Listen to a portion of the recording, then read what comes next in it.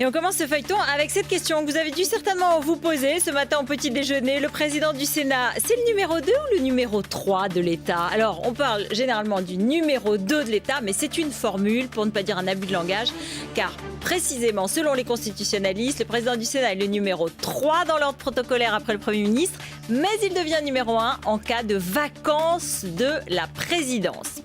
François Hollande, chouchou des sondages, devrait étudier de près ce résultat d'une simulation des primaires à Sciences Po.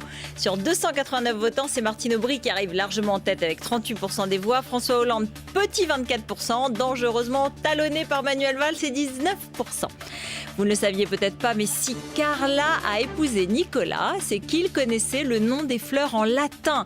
C'est le chef de l'État et il sait tout sur les fleurs. Également, c'est incroyable, il faut que j'épouse cet homme. Voilà ce que la première dame a confié à Christine Ockrent, nouvelle venue sur la chaîne BBC. Et c'est l'œil de Benjamin tout de suite sur l'UMP qui a un peu de mal à reconnaître sa défaite au Sénat.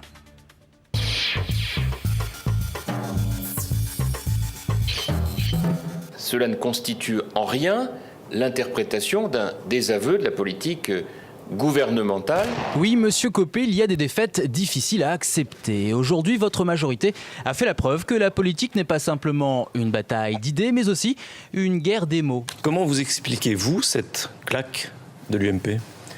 Cette forte poussée.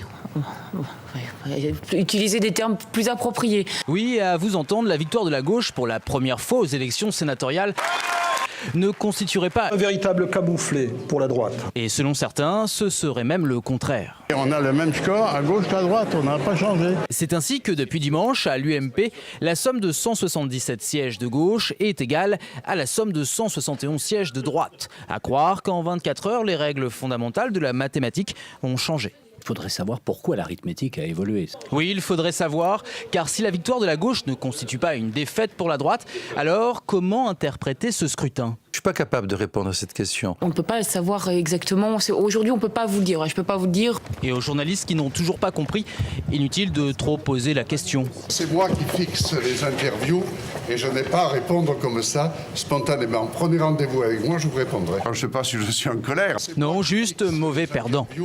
Et je n'ai pas à répondre comme ça, spontanément.